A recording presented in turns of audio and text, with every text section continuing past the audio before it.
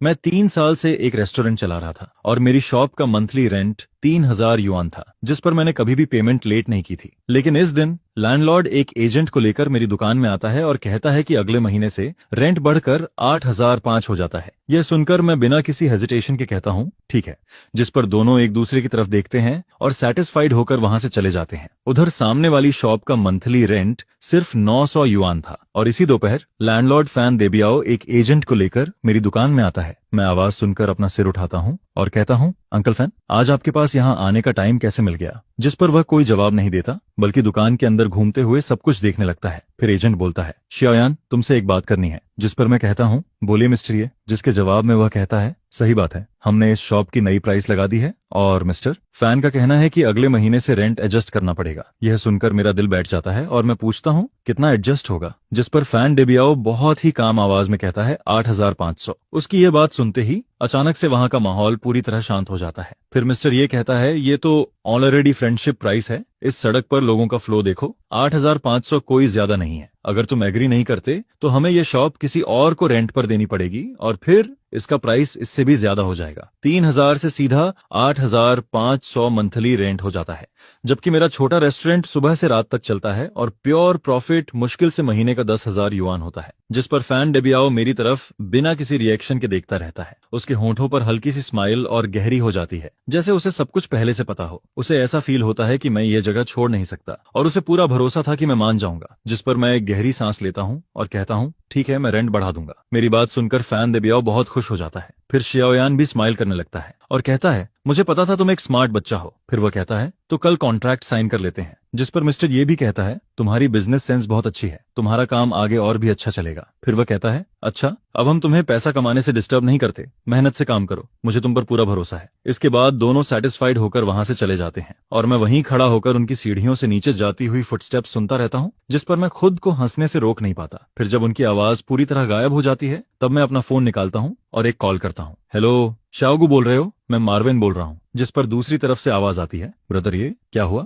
फिर मैं कहता हूँ, तुमसे एक बात पूछनी है। मेरी दुकान के सामने वाली जो शॉप पिछले 6 महीने से खाली पड़ी है, क्या वो अभी भी अवेलेबल है? जिसके जवाब में शाओगू कहता है, हाँ, वो तो रोज लटकी रहती है, उसका लैंडलॉर्ड तो लगभग परेशान हो चुका है। क्यों ब्रदर, तुम्हारे दिमाग में कोई आइडिया आया है क्या? फिर मैं पूछता हूँ, उसका मंथली रेंट कितना है? जिस पर वह कहता है, पहले तो 1,500 था, लेकिन अब लैंडलॉर्ड कह रहा है कि अगर कोई 900 भी दे दे तो वह तुरंत शॉप दे देगा, क्योंकि वह विदेश जा रहा है और उसे जल्दी में यह दुकान ट्रांसफर करनी है। यह सुनकर मैं तुरंत कहता हूँ, 900 तो 900, और अगर वह नया रेंट होने पर लॉन्ग टर्म कॉन्ट्रैक्ट साइन कर सकता है तो उसे बोलो कि मैं यह जगह 1,000 में 5 साल के लिए रेंट पर लेता हूँ, अभी के अभी साइन करवाओ। मेरी बात सुनकर शियाओगुजा हैरान हो जाता है और कहता है, ब्रदर ये अभी आप उधर वाली शॉप नहीं रखोगे क्या? जिस पर मैं कहता हूँ, नहीं, अब नहीं, तुम कॉन्ट्रैक्ट लेकर लैंडलॉर्ड को शॉप के बाहर बुलाओ, मैं अभी पहुंचता हूँ। इसके बाद मैं फोन रखता हूँ और तुरंत दूसरा नंबर डायल करता हूँ। हेलो, क्या यह शनफा मूविंग कंपनी है? मुझे अभी के अभी शिफ्टिंग करनी है, एक्स्ट्रा पैसे चाहिए तो मैं दूंगा। एड्रेस है हुईमेन रोड नंबर 13। हो सकता है पूरी रात सामान शिफ्ट करना पड़े,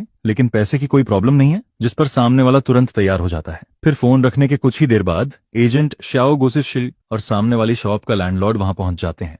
मैं भी उसी समय वहां पहुंचता हूं। सामने वाली शॉप का लैंडलॉर्ड करीब 50 साल का आदमी था। वह मुझे देखकर पूछता है, तुम ये जगह रेंट पर लेना चाहते हो? जिस पर मैं कहता हूँ, हाँ, मैं ही रेंट पर लेना चाहता हूँ। फिर शाओ गुज भी उसके पास खड़ा होकर कहता है, ब्रदर लियू यही हैं ब्रदर ये, जिनके बारे में मैंने आपको बताया था। ये सामने रेस्टोरेंट चलाते हैं, इनका बिजनेस बहुत अच्छा चलता है, बिल्कुल भरोसेमंद इंसान है। इसके बाद ब्रदर लियू शॉप का दरवाजा खोलता है। अंदर पूरा खाली पड़ा होता है। यह मेरी शॉप से थोड़ा बड़ा था और इसका लेआउट भी ज्यादा स्क्वायर था। साथ ही यहाँ पानी और बिजली भी पहले से लगी हुई थी। जिस पर ब्रदर लियू थोड़ा शर्माते हुए कहता है, ये जगह काफी समय से खाली पड़ी है। फिर मैं कहता हूँ, ठीक है, 900 एक महीने और कॉन्ट्रैक्ट 5 साल का, सही है? जिस पर वह कहता है, हाँ बिल्कुल। फिर मैं आगे कहता हूँ, अगर आप सच में 1 महीने का डिपॉजिट और 3 महीने का रेंट एडवांस चाहते हैं तो मैं 1 महीने की जगह 12 महीने एडवांस दे देता हूँ। मेरी ये बात सुनकर ब्रदर लियू और श्याओगुडी शेतुथम गुड दोनों शॉक्ड रह जाते हैं। फिर मैं कहता हूँ, मैं हर महीने रेंट देने की टेंशन नहीं लेना चाहता। कॉन्ट्रैक्ट लाए हो ना? अगर सब सही है तो साइन करने के बाद मैं अभी पैसे ट्रांसफर कर देता हूँ। ये सुनकर ब्रदर लियू एक्साइटेड हो जाता है और तुरंत कॉन्ट्रैक्ट निकालता है। जिस पर शाओगू जल्दी से एक पेन लेकर आता है। फिर मैं कॉन्ट्रैक्ट हाथ में लेकर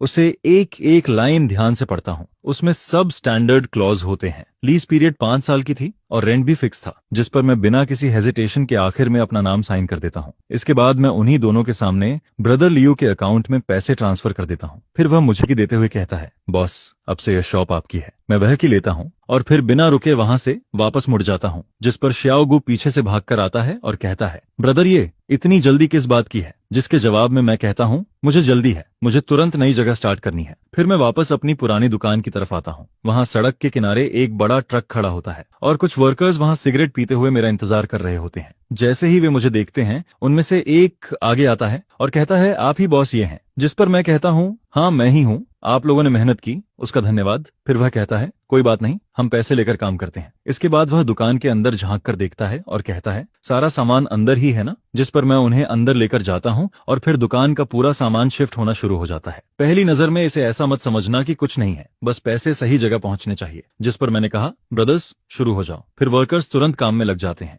एक ग्रुप सामान खोलने लगता है, एक ग्रुप पैकिंग करता है और एक ग्रुप सामान उठाकर बाहर ले जाने लगता है। इसी बीच मेरा क्लर्क श्याओलिन भी मेरे बुलाने पर वहां आ जाता है। जैसे ही वह अंदर आता है, वह शॉक्ड होकर कहता है, ये क्या कर रहे हो? क्या तुम्हें यहाँ से निकाल दिया गया? जिस पर मैं उसे मसालों का एक बॉक्स पकड़ाते हुए कहता हूँ, नहीं, हम बस एक बेटर जगह पर जा रहे हैं। यह सुनकर वह पूछता है, जगह बदल रहे हो? कहाँ जा रहे हो? जिसके जवाब में मैं सामने वाली तरफ इशारा करते हुए कहता हूँ, वहां। जिस पर वह हैरानी से कहता है, वहां जो जगह पिछले 6 महीने से खाली पड़ी है। मैंने सुना है वहां भूत है। यह सुनकर मैं कहता हूँ, बेकार की बातों पर ध्यान मत दो। लैंडलॉर्ड को जल्दी में शॉप रेंट पर देनी थी, इसलिए वह सस्ती मिल गई। इसके बाद श्याओलिन ज्यादा कुछ नहीं पूछता और तुरंत मेरे साथ सामान पैक करने में लग जाता है। फिर देखते ही देखते रात के 3 बज जाते हैं और दुकान आखिरकार पूरी तरह खाली हो जाती है। मैं वर्कर्स को डबल पैसे देता हूँ, जिस पर वे स्माइल करते हुए वहां से चले जाते हैं और सुबह होने तक नई दुकान का पूरा सामान सेट हो चुका होता है। सुबह 7:30 बजे मैं नूडल्स का एक बाउल बनाता हूँ और खिड़की के पास बैठकर धीरे धीरे खाने लगता हूँ। जिस पर मेरी नजर सामने वाली पुरानी दुकान पर जाती है। उसका शटर पूरी तरह बंद होता है, जैसे किसी का चेहरा उतर गया हो। नूडल्स खाने के बाद मैं येज रेस्टोरेंट वाला पुराना साइन साफ करता हूँ और उसे नई दुकान के बाहर टांग देता हूँ। इसके बाद मैं एक लाल पेपर निकालता हूँ और उसे दरवाजे पर चिपका देता हूँ, जिस पर लिखा होता है, नई दुकान खुल गई है, पूरे रेस्टोरेंट में 20% डिस्काउंट है। फिर सुबह का टाइम निकलने लगता है, लेकिन सामने वाली दुकान का शटर अब तक नहीं खुलता।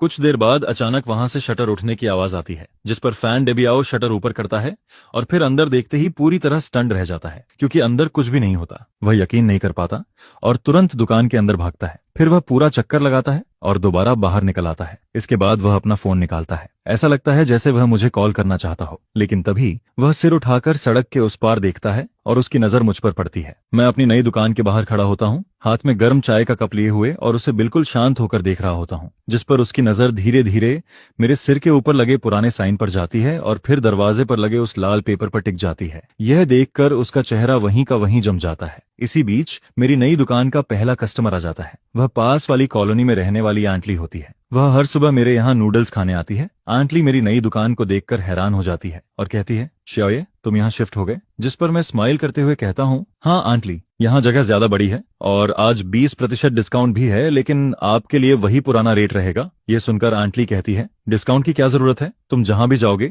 मैं वहीं आऊंगी। ये सब जरूर तुम्हारे उस ब्लैक हार्ट लैंडलॉर्ड की वजह से हुआ है। जिस पर मैं हल्का सा हंसते हुए कहता हूँ, पता नहीं, शायद वह अभी लाइफ के बारे में सोच रहा होगा। हमारी यह बात फैन डेबियाओ साफ सुन लेता है, जिस पर वह तुरंत सिर घुमाता है और मुझे ऐसे घूरने लगता है जैसे अभी मुझ पर अटैक कर देगा, लेकिन मैं उसे इग्नोर कर देता हूँ और वापस दुकान के अंदर चला जाता हूँ। फिर मैं आंटली से कहता हूँ, आपका नूडल्स अभी आ जाता है? इसके बाद फैन डेबियाओ सड़क के उस पार करीब आधे घंटे तक खड़ा रहता है और तब तक मेरी दुकान में 3 टेबल भर चुके होते हैं। जिस पर एक पुराना कस्टमर कहता है, श्याओये, ये नई दुकान तो पुरानी वाली से भी अच्छी है। मैं सोच रहा था सामने वाली दुकान आज तक खुल क्यों नहीं रही। मैं तो डर गया था, मुझे लगा तुम कहीं भाग गए। फिर दूसरा कस्टमर कहता है, श्याओ ये जैसा खाना बनाता है वह कहीं भी जाकर चमक सकता है। इसके बाद सारे पुराने कस्टमर आपस में बातें करने लगते हैं। वे सब आस पड़ोस के लोग होते हैं जिन्होंने 3 साल से मेरा खाना खाया था और मेरे काम और मेरे नेचर को अच्छे से जानते थे। जिस पर वे सब फैन डेबियाओ की तरफ देखते हैं। उनकी आंखों में उसके लिए थोड़ा कॉन्टेम्प्ट और थोड़ा मजाक साफ दिखता है। आखिरकार फैन डेबियाओ खुद को रोक नहीं पाता। वह गुस्से से भरा चेहरा लेकर सड़क पार करता है और सीधे मेरी नई दुकान की तरफ आने लगता है।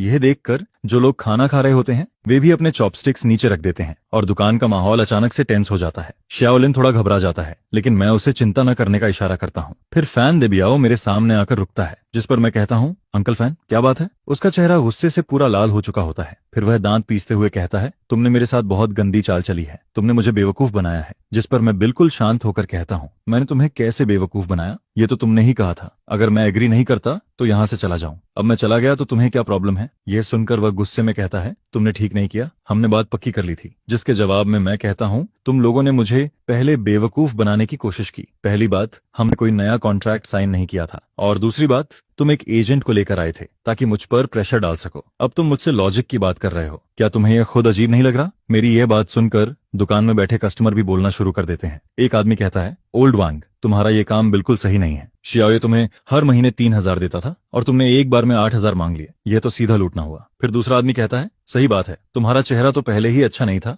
लेकिन अब तुम और भी बुरे लग रहे हो। तुम्हें बस ये देखकर जलन हो रही है कि एक जवान लड़का तुमसे ज्यादा अच्छा काम कर रहा है। और फिर वह आगे कहता है, अच्छा हुआ शियाओ के पास दूसरी जगह जाने का ऑप्शन था, नहीं तो तुम्हारे जैसे लोग उसे पूरा निचोड़ लेते। यह सुनकर फैन देबियाओ का चेहरा कभी लाल होता है, कभी सफेद। वह गुस्से में कुछ कहना चाहता है, लेकिन उसे समझ आ जाता है कि अब सब लोग उसके खिलाफ हैं। जिस पर वह मुझे घूरते हुए कहता है, ये चैन, तुम रुक जाओ। क्या तुम्हें लगता है कि यह बात यहीं खत्म हो जाएगी। इस सड़क पर मैं तुम्हें बिजनेस नहीं करने दूंगा। जिसके जवाब में मैं कहता हूँ, ठीक है, मैं इंतजार करूंगा, लेकिन अंकल फैन, एक बात याद रखना, अब यह लॉ वाला सोसाइटी है। अगर तुमने कोई भी गलत काम किया तो मैं किसी भी समय पुलिस को कॉल कर सकता हूँ। इसके बाद मैं कस्टमर्स की तरफ मुड़ता हूँ और कहता हूँ, सॉरी एवरीवन, आपकी मील में डिले हो गया, आज का खाना मेरी तरफ से है। मेरी यह बात सुनते ही पूरी दुकान में शोर मच जाता है। सब लोग जोर जोर से चीयर करने लगते हैं और फैन डेबियाओ दरवाजे पर खड़ा रह जाता है। उसने कुछ सेकंड तक लाइट जलाई रखी और आखिर में घिन से भरा हुआ चेहरा बनाकर कार में बैठ जाता है। फिर एक्सीलरेटर पर जोर से पैर मारता है और वहां से निकल जाता है। मैं उसकी कार को सड़क के मोड़ पर गायब होते हुए देखता रहता हूँ और फिर मेरे चेहरे की स्माइल धीरे धीरे वापस गायब हो जाती है। मुझे पहले से पता था कि फैन देबियाओ इतनी आसानी से ये बात नहीं छोड़ेगा, वह जरूर कोई गंदी चाल चलेगा। जिस पर मैं वापस पीछे वाले कमरे में जाता हूँ।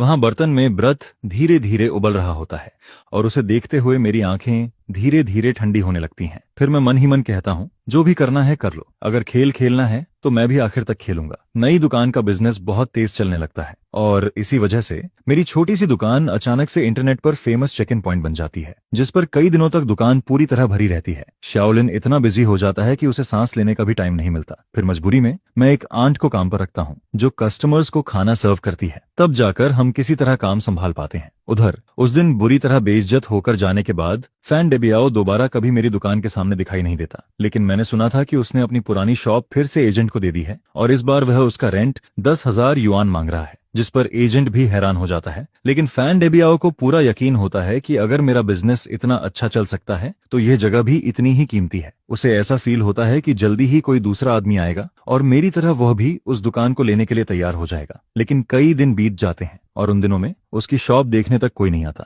वहां किसी एक इंसान की परछाई तक नहीं दिखती, जिस पर मुझे लगने लगता है कि वह इसी तरह बेवकूफ बना रहेगा। लेकिन तभी नई मुसीबत खुद चलकर मेरे पास आ जाती है। सबसे पहले शाओलिन दौड़कर मेरे पास आता है और घबराकर कहता है, ब्रदर ये आपने सुना। जिस पर मैं पूछता हूँ, क्या हुआ। फिर वह कहता है, बाहर लोग रूमर फैला रहे हैं कि हमारे रेस्टोरेंट का खाना साफ नहीं है। यह सुनकर मैं पूछता हूँ, किसने कहा। जिसके जवाब में शाओलिन कहता है, आज कई पुराने कस्टमर मुझसे पूछने आए थे। पास वाली ग्रोसरी शॉप वाला जो शेन हर जगह जाकर बोल रहा है कि हम सबसे सस्ता और घटिया मीट इस्तेमाल करते हैं, और फिर वह यह भी कह रहा है कि हम जो ऑयल इस्तेमाल करते हैं वह गटर से निकाला हुआ रिसाइकिल्ड ऑयल है। फिर शाओलिन गुस्से में कहता है, जोशन ऐसा अपने आप नहीं कर सकता। उसका फैन देबियाओ की वाइफ के साथ बहुत अच्छा रिलेशन है, दोनों साथ में महाजोंग खेलते हैं। और कुछ लोग तो ये भी बोल रहे हैं कि आपको फैन देबियाओ ने नहीं निकाला, बल्कि आप कई महीनों का रेंट नहीं दे पाए, इसलिए उसने आपको भगा दिया। और लोग ये भी कह रहे हैं कि आपका कैरेक्टर अच्छा नहीं है। ये सुनकर शाओलिन और ज्यादा गुस्से में आ जाता है और कहता है, इतनी बेकार बातें कौन मानेगा, ये तो बहुत ज्यादा हो गया। लेकिन मैं सब सुनकर समझ जाता हूँ, फैन डेबियाओ खुद सामने आने की हिम्मत नहीं कर रहा, इसलिए उसने अपनी वाइफ को आगे कर दिया है। और इस तरह की गंदी चाल सिर्फ वही लोग सोच सकते हैं। जिस पर उसी दोपहर फैन डेबियाओ की वाइफ शी यूफेन खुद मैदान में उतर आती है। वह सड़क के किनारे छोटी छोटी दुकानों के सामने खड़ी होकर अपनी कुछ जान पहचान वाली औरतों को साथ लेकर हर जगह मेरे बारे में बुरा बोलने लगती है। फिर वह जोर जोर से कहती है, अरे मैं तुम्हें बताती हूँ, उस रेस्टोरेंट वाले पर बिल्कुल भरोसा मत करना। उसके इंग्रेडिएंट्स सब सड़े हुए होते हैं। वह सब्जी मंडी से फेंकी हुई सब्जियां उठाकर लाता है और उसकी दुकान भी मेरी थी। हमने उस पर दया करके उसे जगह दी थी, लेकिन उसने पूरी दुकान गंदी और खराब कर दी। फिर वह रेंट भी नहीं देता था और आखिर में चुपचाप भाग गया। उसकी यह बात सुनकर कुछ ऐसे लोग जो सच नहीं जानते थे वे रुक जाते हैं और क्यूरियोसिटी में मेरी दुकान की तरफ देखने लगते हैं। उसी समय मेरी दुकान में भी कुछ कस्टमर खाना खा रहे होते हैं और ये सब सुनकर उनके चेहरे भी थोड़े खराब हो जाते हैं, जिस पर श्याओलिन का गुस्से से चेहरा सफेद पड़ जाता है। फिर वह एक झाड़ू उठाता है और बाहर भागने लगता है। वह गुस्से में कहता है, ब्रदर, मैं अभी जाकर उससे लड़ता हूँ। लेकिन मैं उसे पकड़कर वापस खींच लेता हूँ और कहता हूँ, अगर तुम उससे लड़ोगे तो तुम सीधे उसके ट्रैप में फंस जाओगे। वह तो यही चाहता है कि हम उससे सड़क पर झगड़ा करें और बात को बड़ा बना दें ताकि हमारी रेपुटेशन खराब हो जाए। जिस पर श्याओलिन पूछता है, तो फिर क्या करें? क्या हम उसे ऐसे ही बोलने दें? मैं शांत होकर कहता हूँ, वह अभी जितना ज्यादा बोलेगी बाद में उतनी ही बुरी तरह गिरेगी। इसके बाद मैं अपना मोबाइल निकालता हूँ और शे युफेन की तरफ कैमरा करके वीडियो रिकॉर्ड करना शुरू कर देता हूँ। मैं पूरे 5 मिनट तक उसकी वीडियो रिकॉर्ड करता हूँ। उस वीडियो में शे युफेन जोर जोर से मेरे खिलाफ झूठी बातें बना रही होती है और उसके साथ खड़े कुछ दूसरे शॉप वाले भी उसकी बातों में और मसाला डाल रहे होते हैं। फिर मैं फोन वापस रखता हूँ और दुकान में बैठे कस्टमर्स की तरफ देखकर कहता हूँ, मुझे यकीन है कि मेरे पुराने कस्टमर जानते हैं कि बाहर जो बातें कही जा रही हैं वह सब झूठ है और नए लोगों को भरोसा दिलाने के लिए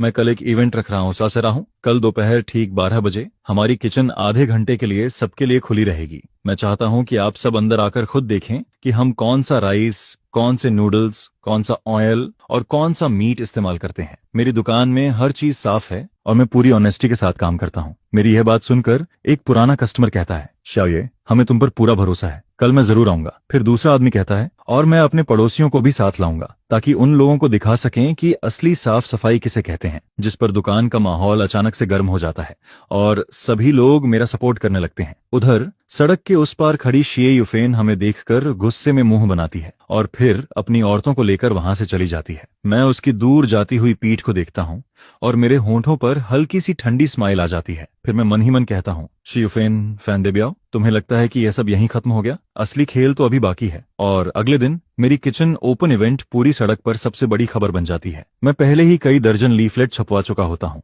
और उन लीफलेट पर कुछ ज्यादा नहीं लिखा होता, बस एक लाइन लिखी होती है, जो सच से नहीं डरता वही सबसे अच्छा होता है। ये फैमिली रेस्टोरेंट आपको अपनी किचन अपनी आंखों से देखने के लिए बुलाता है। वह फ्लायर मैंने शाओलिन और कुछ पुराने कस्टमर्स को दे दिए और उनसे कहा कि इन्हें पास की कॉलोनी और ऑफिस बिल्डिंग में बांट दो। उस फ्लायर पर एक फोटो भी लगी होती है। वह उसी वीडियो का स्क्रीनशॉट था जो मैंने कल रिकॉर्ड किया था। उसमें शे युफेन का बिगड़ा हुआ चेहरा साफ दिख रहा होता है, लेकिन मैंने उसकी आंखों पर मोज़ेक लगा दिया था और उसके नीचे सिर्फ एक लाइन लिखी होती है, रूमर्स वहीं रुकते हैं जहां लोग सच समझते हैं। यह देखकर लोगों की क्यूरियोसिटी और बढ़ जाती है। अगले दिन दोपहर 11:30 बजे तक मेरी दुकान के बाहर लोगों की भीड़ लग जाती है। पूरा रास्ता लोगों से भर जाता है। हर कोई यही देखना चाहता है कि मैं खुद को कैसे प्रूव करूंगा। जिस पर फैन देबियाओ और शे युफेन भी वहां आ जाते हैं। दोनों भीड़ के बाहर खड़े होते हैं और उनके चेहरे साफ नहीं दिख रहे होते। फिर ठीक 12 बजे मैं समय पर किचन का दरवाजा खोल देता हूँ और कहता हूँ, सभी लोग वेलकम हैं, आप सब मेरी बैक किचन देख सकते हैं। कल रात मैंने पूरी किचन साफ की थी। वह इतनी साफ होती है कि जैसे उसमें चेहरा दिख जाए। फर्श पूरी तरह सूखा और साफ होता है। स्टेनलेस स्टील का स्टोव और काम करने वाली टेबल पर जरा सा भी डस्ट नहीं होता। दीवार पर हमारे एम्प्लॉयज के हेल्थ सर्टिफिकेट लगे होते हैं और कोने में डस्टबिन भी साफ सुथरे तरीके से रखे होते हैं। इसके बाद मैं सबको एक एक चीज दिखाना शुरू करता हूँ। फिर मैं कहता हूँ, ये हमारा राइस है, नॉर्थ ईस्ट वुचंग राइस, और ये हमारा ऑयल है, एक बड़ा ब्रांड नॉन GMO। उसकी खरीदने की रिसीट भी दीवार पर लगी होती है, आप सब खुद देख सकते हैं। फिर मैं कहता हूँ, यह रिसीट कल की है और यह पोर्क है जो आज सुबह ही आया है। आप इसका कलर और इसकी इलास्टिसिटी देख सकते हैं। इसके बाद मैं सब्जियों की तरफ इशारा करता हूँ और कहता हूँ, मैं जो भी वेजिटेबल्स इस्तेमाल करता हूँ उन्हें कम से कम 3 बार साफ पानी से धोया जाता है। यह सुनकर एक आदमी कहता है, यह किचन तो मेरे घर से भी ज्यादा साफ है। शाओये सच में बहुत ध्यान रखने वाला इंसान है। फिर दूसरा आदमी कहता है, अब मुझे बिल्कुल चिंता नहीं है, अब मैं यहाँ रोज खाना खाऊंगा। लेकिन तभी भीड़ में से एक औरत कहती है, यह सब बोलने से क्या होता है, कौन जाने तुम आज बस दिखावा कर रहे हो। जिस पर दूसरी औरत तुरंत कहती है, सिस्टर जांग, यह बात सही नहीं है, मैं यहाँ 3 साल से खाना खा रही हूँ और मुझे कभी कोई प्रॉब्लम नहीं हुई। फिर मैं सबकी तरफ देखकर कहता हूँ, शायद आप सोच रहे होंगे कि मैंने यह सब क्यों किया, क्योंकि कल सड़क पर एक बहुत उत्साही लेडी ने मेरे बारे में बहुत कुछ कहा था। जिस पर मैं अपना फोन निकालता हूँ और कल वाली वीडियो चला देता हूँ। फिर वीडियो में शे युफेन की तेज और खराब आवाज साफ सुनाई देने लगती है। वह बोल रही होती है कि मैं सड़ी हुई सब्जियां इस्तेमाल करता हूँ और मार्केट से फेंकी हुई चीजें उठाकर लाता हूँ। यह सुनते ही वहां अचानक पूरी तरह शांति छा जाती है और फिर सबकी नजर धीरे धीरे भीड़ के बाहर खड़े फैन देबियाओ और शे युफेन पर चली जाती है। जिस पर मैं वीडियो बंद करता हूँ और शांत आवाज में कहता हूँ, सभी लोग देख लीजिए, यही इन रूमर्स की शुरुआत है। फिर मैं सबकी तरफ देखता हूँ और आखिर में मेरी नजर फैन देबियाओ और शे युफेन पर जाकर रुक जाती है। इसके बाद मैं कहता हूँ, मैं यहाँ 3 साल से बिजनेस कर रहा हूँ और मुझे फील होता है कि मैंने हमेशा अपनी कॉन्शियस के हिसाब से काम किया है, लेकिन क्योंकि मैंने इनकी ज्यादा रेंट वाली बात नहीं मानी, इसलिए इन्होंने अपनी वाइफ को भेजकर मुझे बदनाम करने की कोशिश की। फिर मैं लोगों से पूछता हूँ, क्या आपको ये सही लगता है? मेरी ये बात सुनते ही भीड़ अचानक गुस्से में भर जाती है। एक आदमी कहता है, ये तो बहुत ज्यादा गलत है। फिर दूसरा आदमी कहता है, यह तो पूरी तरह बेकार बात है। और तीसरा आदमी कहता है, तो असली बात ये थी, खुद का काम नहीं चला तो अब दूसरे को नुकसान पहुंचा रहे हैं। कितने शर्म की बात है। इसके बाद लोग फैन डेबियाओ और शियुफेन को जोर जोर से बुरा बोलने लगते हैं, जिस पर फैन डेबियाओ तुरंत अपनी वाइफ का हाथ पकड़ता है और दोनों वहां से भाग जाते हैं। उस दिन के बाद मेरी छोटी सी दुकान और भी ज्यादा फेमस हो जाती है और लोग उसे साफ सफाई और भरोसे की जगह मानने लगते हैं। उसी दोपहर एक जवान लड़का सामने वाली फैन डेबियाओ की दुकान देखने आता है। वह वहां मिल्क टी शॉप खोलना चाहता था, लेकिन जब उसे पूरी बात पता चलती है तो वह सिर हिलाता है और कहता है कि ऐसे लैंडलॉर्ड के साथ काम करना बहुत डरावना है। फिर वह बिना कुछ बोले वहां से चला जाता है, जिस पर मैं सामने वाली उस दुकान का बंद शटर देखता हूँ, जो अब भी पहले की तरह बंद पड़ा होता है। उसे देखकर मेरे मन में एक अजीब सी शांति आती है। फिर मैं मन ही मन कहता हूँ, फैन डेबियाओ, तुम्हारा नुकसान अभी बस शुरू हुआ है। किचन ओपन डे के अगले दिन मेरी दुकान के बाहर बहुत लंबी लाइन लग जाती है, जिस पर शाओलिन बाहर खड़ा होकर लाइन संभाल रहा होता है। इसी बीच एक आदमी अंदर आता है। वह मास्टरमा होता है, जिसकी ओल्ड शॉप मेरी पुरानी दुकान के बगल में थी। वह एक बार्बर शॉप चलाता था और वह भी फैन डेबियाओ का टेनेंट था। वह मुझे देखते ही कहता है, मैं तुम्हारा शुक्रिया करने आया हूँ। जिस पर मैं हैरानी से पूछता हूँ, मेरा शुक्रिया क्यों? फिर वह कहता है, तुमने हमारी तरफ से भी ये बदला लिया है। वह फैन डेबियाओ सच में बहुत खराब इंसान है। वह मेरा रेंट भी 2000 से बढ़ाकर 4500 करना चाहता था और मैं एक छोटी सी बार्बर शॉप से इतना पैसा कहाँ से लाता? फिर वह कहता है, मैंने बहुत देर तक उससे बात की, तब जाकर उसने मुझे 3 महीने और दिए। लेकिन इन दिनों मैं इतना परेशान था कि मुझे रात को नींद तक नहीं आती थी। यह सुनकर मुझे तुरंत समझ आ जाता है कि फैन डेबियाओ मुझे एग्जाम्पल बनाना चाहता था। अगर मैं उसकी बात मान लेता तो बाकी टेनेंट भी डर जाते और फिर वह सबसे ज्यादा रेंट मांगता। फिर मास्टरमा कहता है, सिर्फ मैं ही नहीं, हार्डवेयर शॉप वाले लाओली और छोटे सुपरमार्केट वाले ब्रदर झाओ के साथ भी यही हुआ है। हम सब छोटे दुकानदार हैं। अगर वह ऐसे करेगा तो कोई भी चैन से नहीं रह पाएगा। लेकिन अब तो वह पूरी सड़क का दुश्मन बन गया है और पिछले 2 दिनों से उसने रेंट की बात तक नहीं की। फिर मैं उससे कहता हूँ, अगर वह दोबारा ऐसी बेकार मांग करे तो डरना मत। सब लोग साथ में मिलकर कम्युनिटी ऑफिस या स्ट्रीट ऑफिस जाओ और कंप्लेंट करो। वह सबसे ज्यादा इसी बात से डरता है कि मामला बड़ा हो जाए। जिस पर मास्टरमा सिर हिलाता है और कहता है, मैं समझ गया बॉस, ये आप सच में हम सबके लीडर हो। फिर वह हंसते हुए कहता है, आगे से मैं आपके यहाँ हेयर कट पर 50% डिस्काउंट दूंगा। इसके बाद मास्टरमा वहां से चला जाता है और उसके जाने के बाद मेरे मन में भी अलग ही फीलिंग आने लगती है। शुरुआत में मैंने सिर्फ खुद को बचाने के लिए जवाब दिया था, लेकिन अब मुझे लगने लगता है कि यह बात सिर्फ मेरे बारे में नहीं रही। अब मैं अकेला नहीं था। फिर दोपहर में टाइम मिलते ही मैं सामने अपनी पुरानी दुकान की तरफ चला जाता हूँ। सामने वाली शॉप का शटर पूरी तरह बंद होता है। उसके दरवाजे पर लाल पेंट से कुछ लिखा हुआ होता है। उस पर बड़े बड़े अक्षरों में लिखा होता है, ब्लैक हार्ट वाला इंसान, और नीचे कुछ टेढ़े मेढ़े वर्ड्स भी लिखे होते हैं, जिस पर साफ पता चलता है कि जिसने यह लिखा था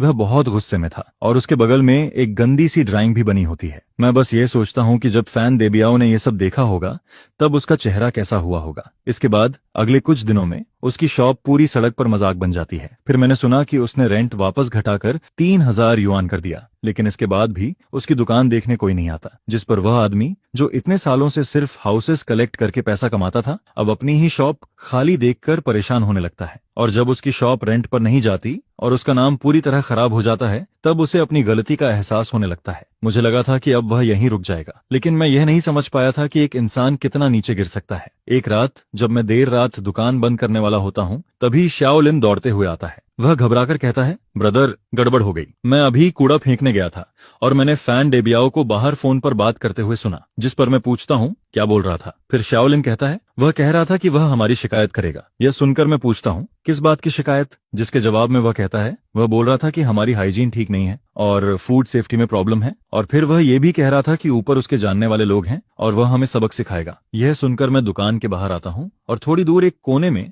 फैन डेबियाओ को फोन पर गुस्से से बात करते हुए देखता हूँ। उसका चेहरा बहुत खराब होता है और वह लगातार किसी को डांट रहा होता है। फिर अगली सुबह सच में मुसीबत मेरे दरवाजे पर आ जाती है। सबसे पहले 3 लोग यूनिफॉर्म पहनकर मेरी दुकान में आते हैं। वे मार्केट सुपरविजन ब्यूरो के लोग होते हैं। फिर उनमें से एक कहता है, हम लोगों को शिकायत मिली है कि यहाँ फूड सेफ्टी में बड़ी प्रॉब्लम है, इसलिए हमें अचानक इंस्पेक्शन करनी है। ये सुनकर दुकान में बैठे कस्टमर भी खाना रोककर उनकी तरफ देखने लगते हैं, जिस पर मैं बिल्कुल शांत होकर कहता हूँ, जरूर, आप चेक कीजिए, हम पूरा कोऑपरेशन करेंगे। फिर शाओलिन हमारे सभी वर्कर के हेल्थ सर्टिफिकेट निकालकर उन्हें दे देता है और मैं उन्हें किचन और स्टोर रूम की तरफ लेकर जाता हूँ। इसके बाद वे लोग बहुत ध्यान से चेक करना शुरू करते हैं। वे इतने ध्यान से सब कुछ देखते हैं जैसे छोटी से छोटी कमी ढूंढना चाहते हो। एक आदमी टॉर्च लेकर स्टोव और कोनों की दरार तक चेक करता है। दूसरा आदमी रेफ्रिजरेटर खोलकर टेम्परेचर मेजर करता है और फ्रीजिंग और कूलिंग दोनों देखता है। तीसरा आदमी मेरी खरीदारी की लिस्ट और हर इंग्रेडिएंट की एक्सपायरी डेट ध्यान से देखने लगता है। लेकिन क्योंकि किचन ओपन डे के बाद से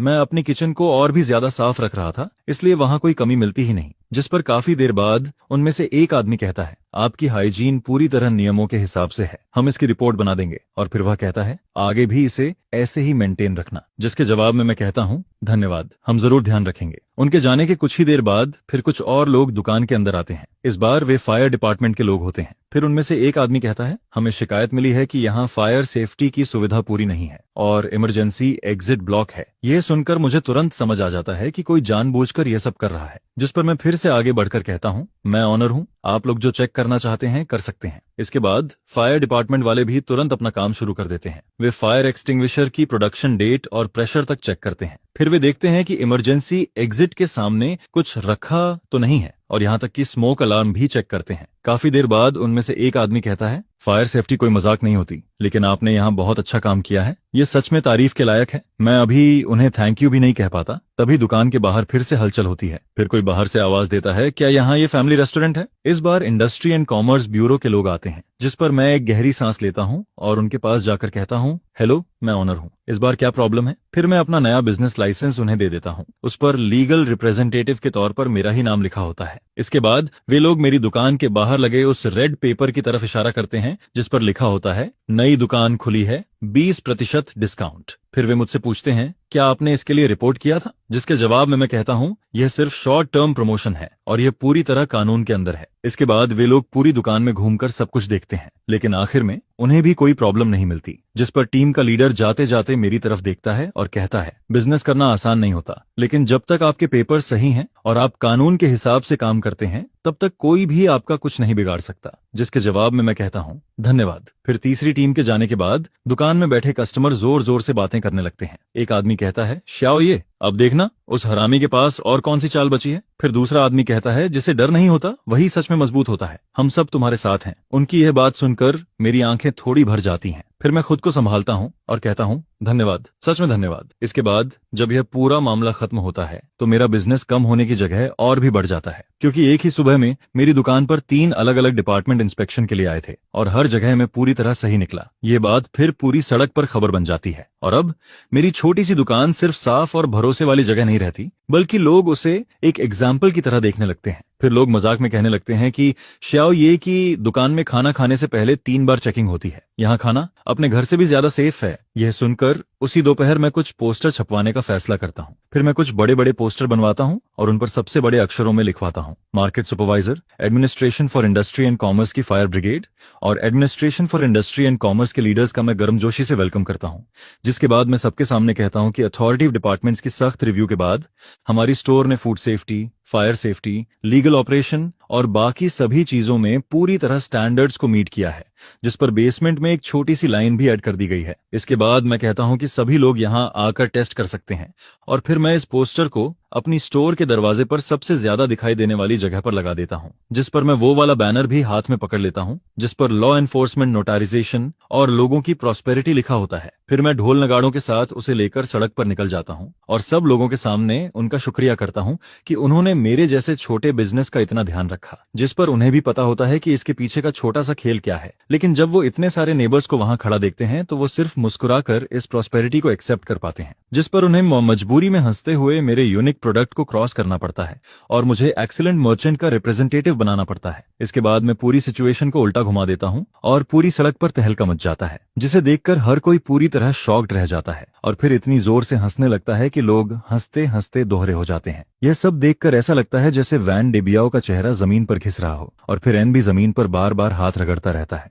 उसने पैसे खर्च करके कुछ लोगों को मेरी फैक्ट्री में भेजा था, लेकिन जिसकी वजह से मुझे फ्री में ऑथोरिटेटिव सर्टिफिकेशन मिल जाता है, जिस पर वही चीज मेरे लिए प्रमोशन का सबसे बड़ा हथियार बन जाती है। इसके ज्यादा समय बाद नहीं, मुझे पता चलता है कि इंडस्ट्रियल एंड कमर्शियल ऑफिसेस ने वैन डेबियाओ को बहुत सख्त वार्निंग दी है। उन्होंने साफ कह दिया कि अगर उसने दोबारा अपनी रिपोर्ट करने की पावर का गलत यूज किया, मैलिशियस तरीके से लोगों को परेशान किया और पब्लिक रिसोर्सेज वेस्ट किए, तो उसके खिलाफ कानून के हिसाब से एक्शन लिया जाएगा। जिसके बाद फैन डेबियाओ पूरी सड़क पर मजाक बन जाता है। उसका नाम और उसका ब्लैक हार्टेड और बेशर्म होना दोनों एक साथ जुड़ जाते हैं, जिस पर शिए यूफेन पहले तो यह सब बर्दाश्त नहीं कर पाती और फिर अपना पूरा गुस्सा फैन डेबियाओ पर निकालने लगती है। मैं कई बार उनके घर के सामने से गुजरता हूँ और हर बार ऊपर से सुपरवाइजर की चीखने की आवाज और चीजें फेंकने की आवाज सुनाई देती है, जिस पर शिए यूफेन चिल्लाकर कहती है, फैन डेबियाओ, आखिर में तुम मुझे बर्बाद करके छोड़ोगे। मैं एक दिन के लिए भी बाहर नहीं निकल पा रही हूँ। तुमने मेरी पूरी इज्जत खत्म कर दी है। फिर वो और गुस्से में कहती है, क्या ये तुम्हारा आइडिया नहीं था? मैं भी बाहर वाली स्नेक वुमन की तरह अंधी बन गई थी और अब देखो क्या हो गया, मेरा नाम तक खराब हो गया। बेवकूफ, मैं भी कितनी स्टूपिड थी। अगर तुम रेंट के लालच में नहीं पड़ते तो क्या आज यह सब होता? जिस पर फैन डेबियाओ बाहर अपनी बेइज्जती झेल चुका होता है और घर में भी सीधा खड़ा नहीं हो पाता। फिर वो हर दिन पागलों की तरह शराब पीना शुरू कर देता है, जिसके बाद वो हर दिन नशे में धुत रहता है और उसकी आंखें दिन पर दिन और ज्यादा डरावनी लगने लगती हैं, जिस पर मास्टर माँ और बाकी लोग भी अब मेरे साइड में आने लगते हैं। जबकि फैन डेबियाओ उन्हें अपने साथ रखने की कोशिश करता है, लेकिन फैन डेबियाओ कुछ भी नहीं कर पाता। फिर हैंड गिवर उन सबको वहां से भगा देता है, जिस पर मास्टर माँ रिप्रेजेंटेटिव बनकर बिना घबराए वहां से निकल जाता है। ये देखकर फैन डेबियाओ पूरी तरह स्टनर्ड रह जाता है और आखिर में सिर्फ अपने दांत पीसकर रह जाता है। इसके बाद उस दिन से वैन डेबियाओ और भी ज्यादा शराब पीने लगता है और जब भी वो रात में ज्यादा पी लेता है तो सड़क के उस पार खड़ा होकर मुझे घूरता रहता है। उसकी आंखें मेरे ऊपर नफरत और गुस्से से भरी रहती हैं, जिसे देखकर उसी दिन मैं अपनी दुकान और दरवाजे के बाहर 4 हाई डेफिनेशन नाइट कैमरों लगवा देता हूँ। कुछ दिन बाद आधी रात के समय वैन डेबियाओ फिर दिखाई देता है। उसके हाथ में रेड पेंट से भरी एक बकेट होती है और वो लड़खड़ाते हुए सीधे मेरी दुकान के दरवाजे तक आ जाता है, जिसके बाद वो बिना कुछ सोचे मेरी ग्लास डोर और पोस्टर पर पूरी रेड पेंट फेंक देता है। फिर उसे लगता है कि यह अभी भी काफी नहीं है, जिस पर वो खाली बकेट उठाकर मेरी ग्लास डोर पर 2 बार जोर से मार देता है। इसके बाद अगले दिन सुबह उसके वहां से जाने के थोड़ी देर बाद ही शाओलिन सबसे पहले दुकान पर पहुंच जाता है, जिस पर वो जोर से चिल्लाता है और मुझे फोन करता है, ब्रोदर, इस बार बहुत बड़ी प्रॉब्लम हो गई है। यह सुनकर मैं तुरंत भागता हुआ वहां पहुंचता हूं और शाओलिन को गुस्से से कांपते हुए देखता हूं। फिर वो कहता है, ये जरूर फैन डेबियाओ उस बस्टर्ड का काम है। वो हद से ज्यादा बलिंग कर रहा है। हमें तुरंत पुलिस को कॉल करना चाहिए। जिस पर मैं कहता हूँ, अभी टेंशन मत लो, तुम कुछ आंटिस्ट को बुलाकर ये जगह साफ करवाओ। थोड़ा ज्यादा पैसा लग जाए तो भी कोई बात नहीं, लेकिन दुकान खुलने से पहले सब कुछ पहले जैसा दिखना चाहिए। जिस पर शाओलिन पूछता है, ब्रोदर, क्या इस बार भी इसे ऐसे ही छोड़ देंगे? फिर मैं उसकी तरफ देखकर कहता हूँ, कैसे पॉसिबल है? तुम पहले बाबूजी जाओ, बाकी सब मुझ पर छोड़ दो। ये कहने के बाद मैं वापस दुकान में चला जाता हूँ और पिछली रात की सर्विलांस वीडियो निकालता हूँ, जिसमें साफ दिखाई देता है कि उसने पेंट फेंका, दरवाजा तोड़ा और फिर गुस्से वाले चेहरे के साथ वहां से भाग गया। पूरा प्रोसेस हाई प्रिसीजन कैमरा में बहुत साफ रिकॉर्ड हो जाता है। खासकर जब वो पेंट फेंकने के बाद ऊपर देखता है तो उसका पूरा चेहरा सामने आ जाता है। जिस पर मैं मन ही मन कहता हूँ, फैन डेबियाओ, मैं इस मौके का बहुत लंबे समय से इंतजार कर रहा था और इस बार मैं तुम्हें पलटने का एक भी मौका नहीं दूंगा। फिर मैं सर्विलांस वीडियो का सबसे खतरनाक हिस्सा काट लेता हूँ और उसके सामने से रिकॉर्ड हुए उस मोमेंट की फोटो निकाल लेता हूँ। इसके बाद मैं गाड़ी लेकर सीधे टाउन के फोटो स्टूडियो पहुंच जाता हूँ। मैं वहां पहुंचकर बॉस से कहता हूँ, बॉस, मेरी मदद करो, इस फोटो को 24 इंच साइज में प्रिंट कर दो। जिस पर वो स्क्रीनशॉट देखकर कुछ पल के लिए रुक जाता है और फिर कहता है, अरे ये तो हुइमिंग रोड वाला फैन डेबियाओ है ना? जिसके जवाब में मैं कहता हूँ, हाँ वही है। इसके आधे घंटे बाद मैं वो फोटो लेकर वापस अपनी रेस्टोरेंट में लौट आता हूँ। उस समय क्लीनिंग एंड्स दरवाजे के बाहर की पेंट लगभग साफ कर चुकी होती हैं और आखिरी सफाई कर रही होती हैं, जिस पर मैं उनकी तरफ ध्यान भी नहीं देता। फिर मैं सड़क पार करके वैंडरबिल्ट की खाली दुकान के सामने पहुंच जाता हूं, जिसके बाद मैं सुपर ग्लू निकालता हूं और उस बड़ी फोटो को उसकी रोलिंग डोर के ठीक बीच में चिपका देता हूं और फिर उस फोटो के नीचे बड़े बड़े अक्षरों में लिख देता हूं, कल रात 2 बजे अटैच्ड रेस्टोरेंट को जानबूझकर नुकसान पहुंचाने वाले आदमी की तलाश है। मैंने नीचे ये भी लिख दिया कि जो कोई भी उसके क्राइम का मोटिव और उसके अगले प्लान के बारे में जानकारी देगा, उसे 5000 युआन कैश रिवॉर्ड मिलेगा। जिस पर वहां से गुजर रहे कुछ नेबर्स ये देखकर जोर से चिल्लाने लगते हैं, अरे भगवान, ये तो वैन डेबियाओ नहीं है क्या? फिर कोई कहता है, क्या ये सच में क्राइम कर रहा है? देखो तो सही, इतने समय बाद इसके क्राइम वाली फोटो इसके अपने घर के दरवाजे पर लगी हुई है। अब तो इसे अपनी इज्जत की भी परवाह नहीं रही। जिस पर यह खबर पंख लगाकर पूरे इलाके में फैल जाती है और आधे घंटे से भी कम समय में वैन डेबियाओ की दुकान के सामने लोगों की भीड़ लग जाती है। सब लोग खड़े होकर हंस रहे होते हैं, बातें कर रहे होते हैं और उसे देखकर मजाक उड़ा रहे होते हैं। जिस पर इस समय तक वैन डेबियाओ की रेपुटेशन पूरी तरह खराब हो चुकी होती है। और उसी समय मैं धीरे से अपना फोन निकालता हूँ और 110 डायल कर देता हूँ। फिर मैं कहता हूँ, हेलो पुलिस स्टेशन, मैं कंप्लेंट करना चाहता हूँ। कल रात किसी ने मेरी दुकान को जानबूझकर तोड़ा है। मेरे पास पूरी सर्विलांस फुटेज है और मैंने सस्पेक्ट की पहचान भी कर ली है। जिसके जवाब में सामने से कहा जाता है, ठीक है, आप वेट कीजिए। और फिर करीब 10 मिनट बाद 2 हैट वाले अंकल वहां पहुंच जाते हैं। जिस पर मैं पूरी वीडियो वाला यूएसबी ड्राइव उनमें से एक अंकल को दे देता हूं और कहता हूं, यही प्रूफ है। फिर मैं उन्हें बस बताता हूं, सस्पेक्ट सामने वाली बिल्डिंग में रहता है, तीसरी मंजिल पर, रूम 302 में। ये सुनकर दोनों अंकल सैकड़ों नेबर्स की नजरों के सामने सीधे उस बिल्डिंग में चले जाते हैं जहां वैन डेबियाओ रहता है। और ज्यादा देर नहीं लगती, फिर थोड़ी देर बाद वो वैन डेबियाओ को पकड़कर बाहर ले आते हैं। जिस पर वैन डेबियाओ अपनी वही बदसूरत शक्ल को, जो 1000 गुना बड़ी करके उसकी दुकान के दरवाजे पर चिपकाई गई होती है और जिसे देखकर हर कोई उसका मजाक उड़ा रहा होता है, देखते ही पूरी तरह टूट जाता है। उसकी आखिरी हिम्मत भी खत्म हो जाती है और उसके पैर तक कांपने लगते हैं। जबकि मैं अपनी दुकान के सामने खड़ा होकर यह सब ठंडे चेहरे से देखता रहता हूँ। लगभग 1 महीने से चल रही यह लड़ाई आखिरकार यहीं खत्म हो जाती है। इसके बाद जब वैन डेबियाओ को वहां से ले जाया जाता है तो पूरा माहौल अचानक शांत हो जाता है। पुलिस की गाड़ी की फ्लैशिंग लाइट्स सड़क के मोड़ पर गायब हो जाती हैं और वहां खड़े लोग भी धीरे धीरे वापस जाने लगते हैं। लेकिन हवा में अभी भी उसी गुस्से और डिस्कशन का माहौल बना रहता है, जिस पर अगले कुछ दिनों तक वैन डेबियाओ पूरे इलाके में लोगों के बीच सबसे बड़ा टॉपिक बना रहता है। जबकि मैं शांति से शाओलिन से कहता हूँ, गेस्ट्स आने वाले हैं, दुकान खोलने की तैयारी करो। जिस पर शाओलिन पूछता है, ब्रोदर, क्या हम आज भी दुकान खोलेंगे? जिसके जवाब में मैं कहता हूँ, क्यों नहीं खोलेंगे? आसमान भी टूट पड़े तब भी हमें खाना तो खाना ही है। हमारा काम है कि सब लोग यहाँ आकर अच्छे से खाना खाएं। यह सुनकर शाओलिन जोर से सिर हिलाता है और तुरंत काम में लग जाता है। फिर आधे घंटे बाद हमारी रेस्टोरेंट हमेशा की तरह समय पर खुल जाती है, जैसे वह पूरा तमाशा कभी हुआ ही नहीं था। लेकिन सब लोग अंदर ही अंदर समझ रहे होते हैं कि अब सब कुछ पहले जैसा नहीं रहा। उसी दिन दोपहर में